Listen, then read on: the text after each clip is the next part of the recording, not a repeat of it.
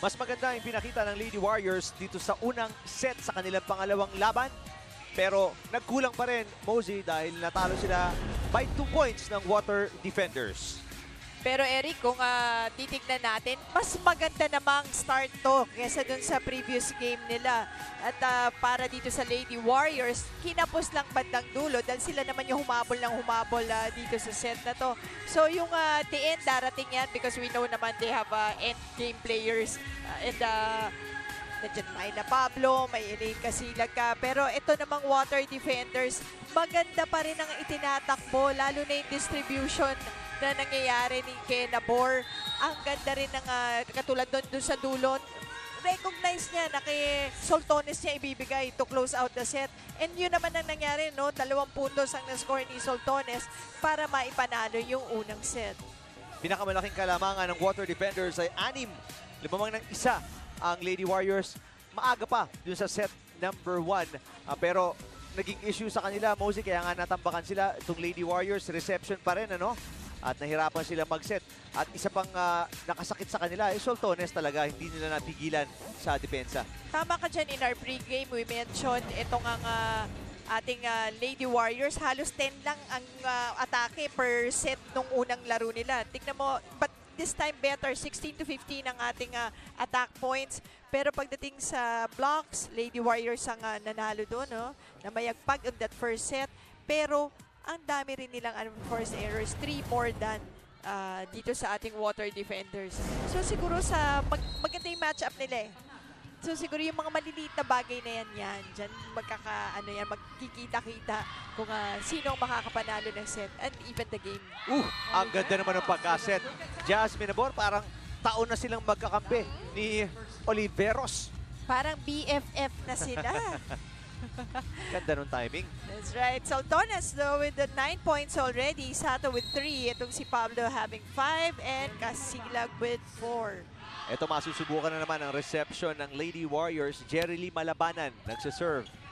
Habol na naman si Giselle C. Hindi ganun kagandahan kaya power tip na lang para kay Dadang. Soltones ulit. Soltones na naman, ano? Ayaw tumigil. Soltones with that off the block hit this time.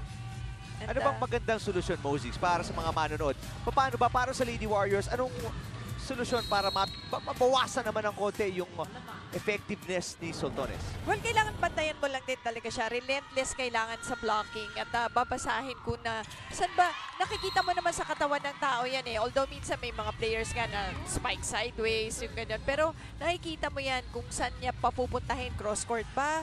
Down the line ba? Ihuhulog ba niya? So I think it's reading where she wants to go or reading her attacks.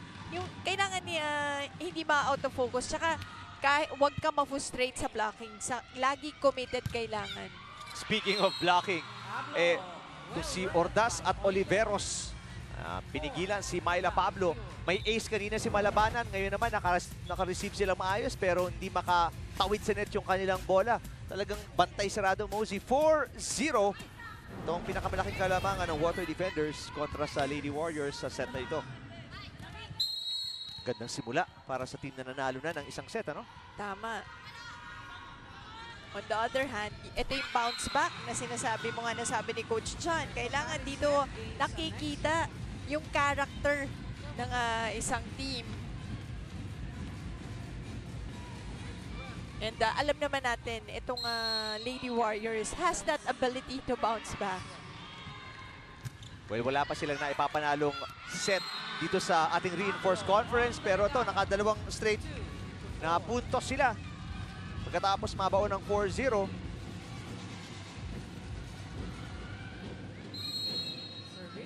Myla Pablo getting that point. Ganda ng serve ni Giselle C. At may block naman si Pablo kontra sa kanyang dating teammate na si Aiko Ordaz. Basang-basa ni Myla Pablo kung saan pupunta yung palo ni Ordaz. As you can see here. At ang ganda pa ng balik. Pablo now with 7 points. Nabor, balik kay Soltones. Against 2 defenders. Puntos para sa Water Defenders. Soldones, at 2 beses na niyang ginawa sa blockers ng Lady Warriors yan. Off the block points. 5 serving 3. Set number 2 po tayo. Mula dito sa Philoil Flying V Center. Water Defenders, 2 panalo na ang Lady Warriors. Naghahanap ng kanilang unang panalo. Nabor, balik kay Soltones. Good yan kung maitatawid ni Ordaz pero hindi na inabot. Tama ka dyan. At itong Soltones, kanina pa nga, sinasabi mo bakit hindi mapigilan. 11 of 15, partner. 73% ang kanyang atake. Porsyento ng kanyang atake. Napakataas.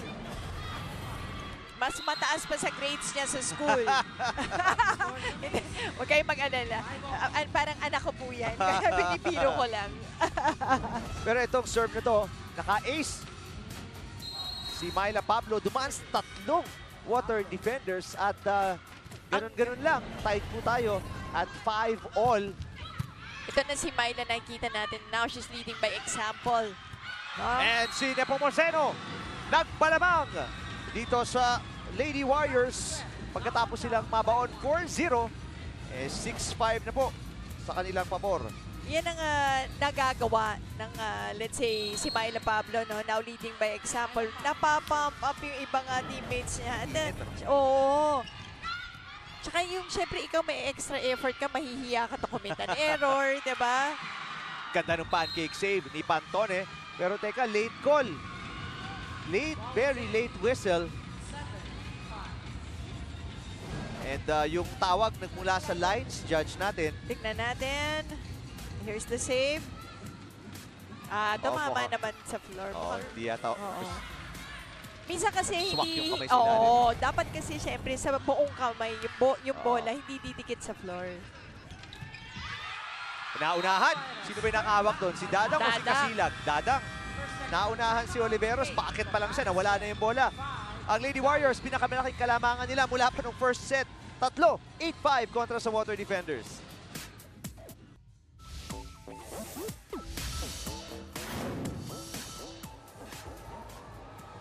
Magandang gabi mga kapamilya, nanonood pa rin kayo dito sa PVL on ABS-CBN sa laban sa gitna ng Lady Warriors at ng ating Water Defenders, lamang ang Water Defenders ng isang set. And speaking of Water Defenders, isa sa mga pinagkukuhanan ng opensa ng Water Defenders ang Japanese na si Risa Sato. Pero matutuwa kayo, Eric and Mosey, dahil kahit tinakot ako ni Coach Roger Gorayev na hindi marunong ng ibang lengguwahe itong si Risa, pihasang-pihasa naman pala ito sa Tagalog. At sa katunayan, Tagalog pa nga ang hiniling niyang gamitin namin sa pag-uusap namin dahil ang greatest fear daw niya ay ang Ingles. Ang sophomore ng Sports Wellness Management sa NU na si Risa ay nagsabing sa Pilipinas siya talaga napiling maglaro ng volleyball. At isang rason na rin siguro kung bakit gusto niya sa Pilipinas ay ang paborito niyang komedyanteng si Vice Ganda. Sa kanya na rin siguro nanggaling ang mga matatamis ng ngiti ni Risa Sato sa loob ng court. Eric and Mosey? Salamat, Angelique. Sigurado naman marunong na mag-Tagalog si Risa Oo. Sato. Matagal-tagal na yan dito. Medyo mga 3 taon na yata si Risa dito. At naku, mga players kasama mo, sigurado matututo yan.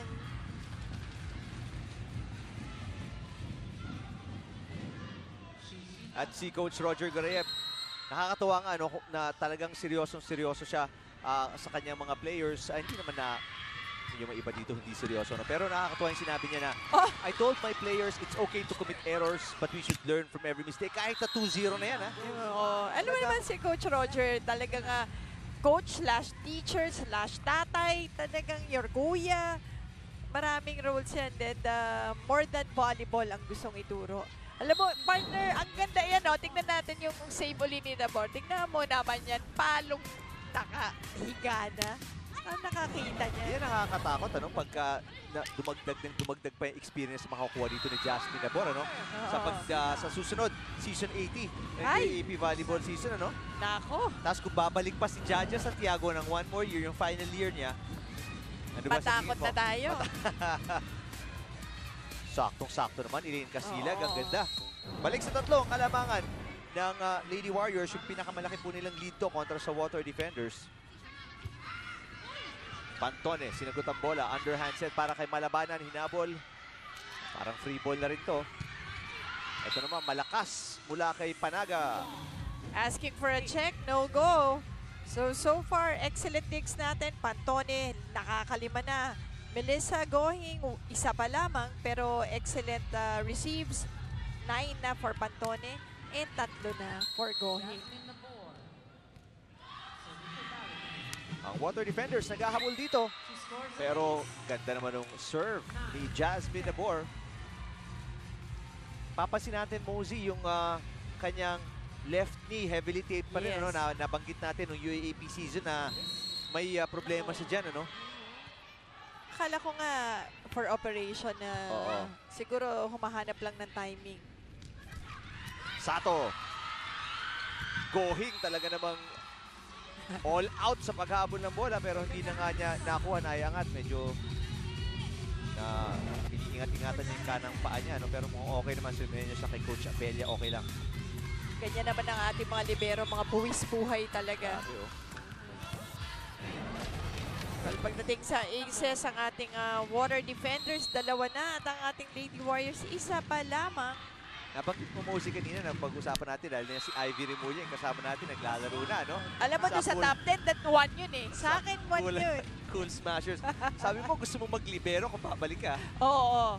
Kaya lang, siguro 1 game lang. Tapos, banig na painkiller. O dahil hindi po biro yan. Ako nga, nagulat ako. Hala ko, sabihin mo parang middle blocker. Hindi, din, gusto ko talagang, depensa. Sakit sa katawan noon, nakakahabol lang po. Tsaka gulong-gulong ka ng Parang gulong. I take pride dun sa defense. Defense, Totoo. no? Siguro may tao lang ganun. Mahilig lang yung, Yun yung, yun yung ano ko eh.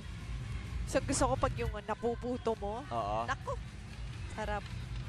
Pero ito, ang Water Defenders, pagkatapos mabaon ng 3, nakatay na. At 11 all tayo dito sa set number 2. Punta kay Pablo. Ganda ng bawi, parang papalo pero biglang soft touch lang. Ordas! Yes! Ordas now with 3 points. Alam mo, ang ganda nga ng chemistry ng players dito ng Water Defenders dahil nag-chip in sila. Diba? Patak-patak ang buong grupo.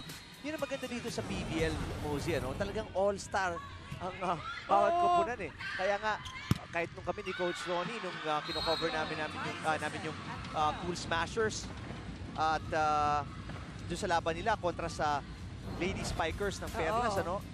Ang hirap talagang para sa mga depensa, hirap basahin dahil ang daming mahuhusay na pwedeng bigyan ng mga setter. Tama ka dyan. And yun nga yung mix na kinatutuwa natin na biglang yun doon sa laban na yun.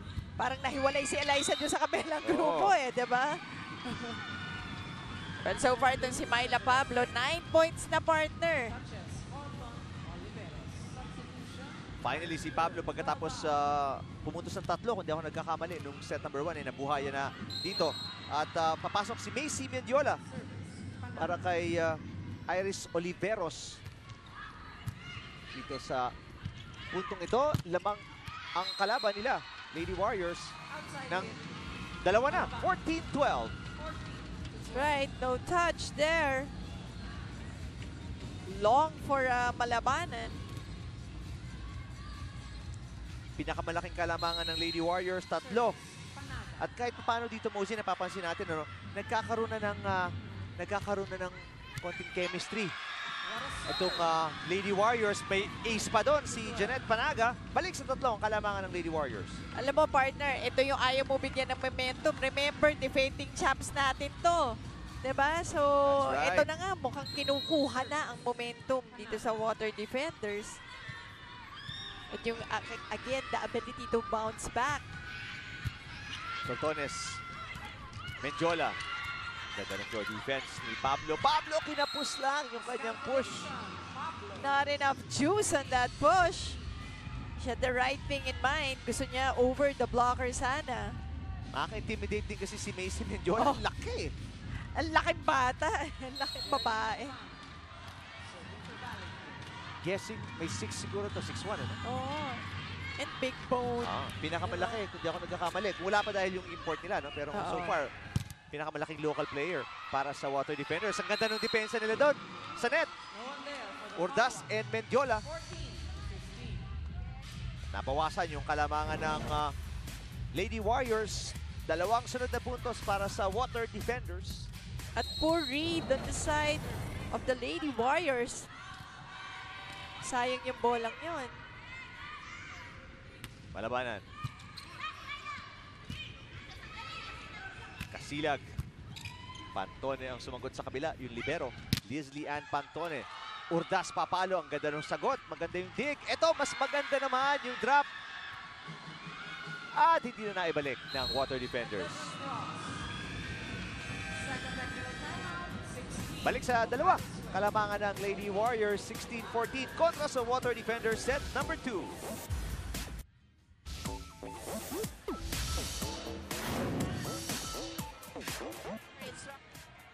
Ang match na ito ay hatid sa inyo ng Ribisco, making delightful moments possible anytime, anywhere. Fans ng Lady Warriors tuwang-tuwa dahil sa unang pagkakataon, lamang sila papunta sa technical timeout. 2 puntos ang hinahabol dito ng Water Defenders na wala pa pong katalo-talo dito sa ating Reinforced Conference. 2-0 sila. Lady Warriors naghahanap ng unang panalo.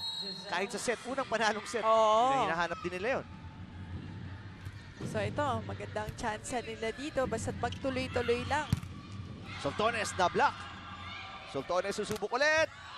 Ang ganda naman ng anggulong yun. Sarado na sa down the line, pero bukas pa. At kahit nandun si Melissa Gohing, walang nagawa ang depensa ng Lady Warriors. Alam mo, dun mo makikita ang galing nitong si Soltones. Yung adjustment niya, hindi na kasi siya nag-approach eh. So, hindi na siya halos umalis dun sa pwesto niya.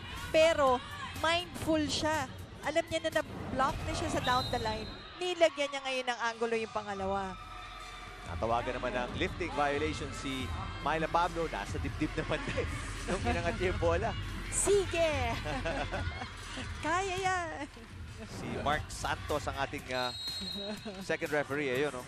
Hindi mo pala dibdib. Sa bandang mukha. Oo, hindi kasi yun ang mahirap. She was going for a shoot. Yung kumbaga dulot-dulo halos yung gusto niyang puntahan.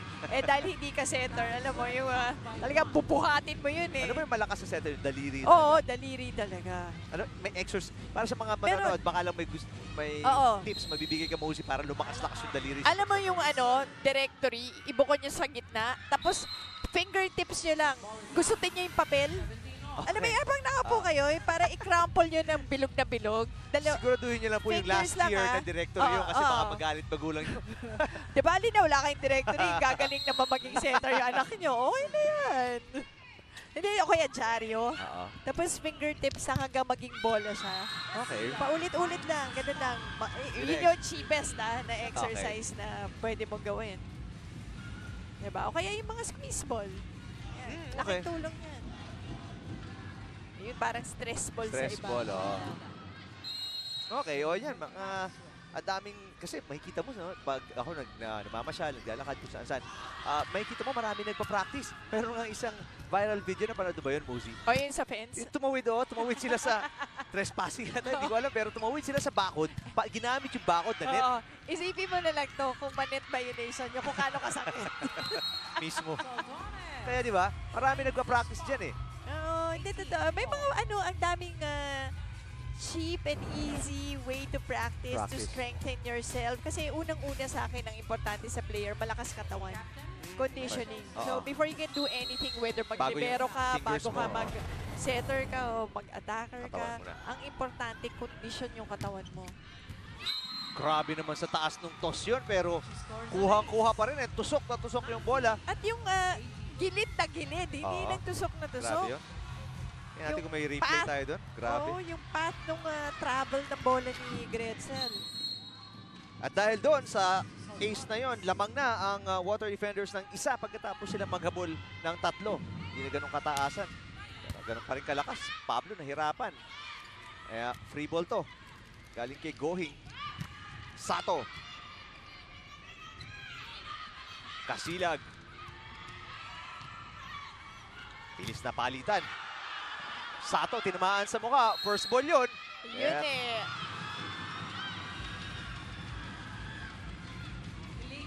Pakinggan natin yung explanation dito ni Fernando Velarde dahil Kasi tingnan natin yung position nung libero. Tumama sa ulo, that's So, one. ball. It's First ball really yun. yung position ng libero. Kailangan, nasa nag-set- harapan siya. oo, nag-set So, yung kailangan libero. yung flight ni Malabanan after the attack. Oo, tama. So dapat si Malabanan nasa likod ng attack line Yes. dahil libero ang nag-set. Yep, Para harap. sa mga manonood, para naintindihan nyo yung rules, ano? Hindi, nag-joke lang ako. Hindi, pero Sato, nakapuntos doon. At balik ang kalamangan sa Water Defenders. Pero si Coach Koreyev, nakikita natin, napapanood nyo yung replay ni Sato pumuntos. Pero si Coach Koreyev, ina-argue niya pa rin Mosey, ano? baka kasi galing sa likod eh. Yung naglanding nagsaharap si Malabanan. Si Malabanan. Pwedeng galing naman siya dun sa likod. Doon naman siya, kumbaga, doon siya nag-take off. Oo, Ang before importante the kasi attack line. take off eh. Oo. Oo. At speaking of take-off, ayun, sigurado pong sa likod ng attack line yun, Sultones. At dalawa na ang kalamangan dito ng Water Defenders na. Bahala na naman si Coach Abella tumawag ng timeout. Puntahan natin. Kanina, simula first set, yun ang ginawa nila. Si Sato, wala naman siyang pinapalo na dito eh. Puro pakabig eh.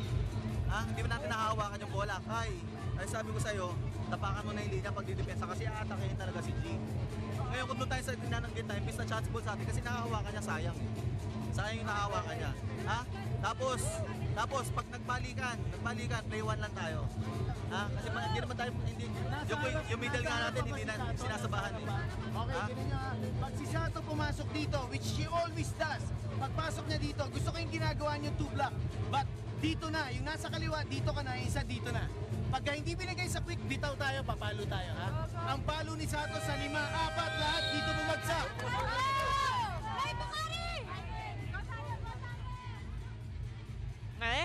Yun ang ating live stream facilitator and analyst, Billy Capistrano. At of course, si Alfred Valbuena ng Yan ang QP. mga millennials, di ba? Kaya sila sa online. Naka-shorts lang po yan si Alfred eh. Pinuko mo eh, kasi nainggit tayo. Nainggit tayo. Bakit tayo di Oo, makapag-shorts? request tayo mag-shorts din tayo dahil summer. Summer look, di ba? Oh. Si Billy, nako. Ang galing-galing niyang Oo, di ba? Oo. Ibang-iba si Billy, nagpapanggap. Sanib, di pala panggap, nagsasanib.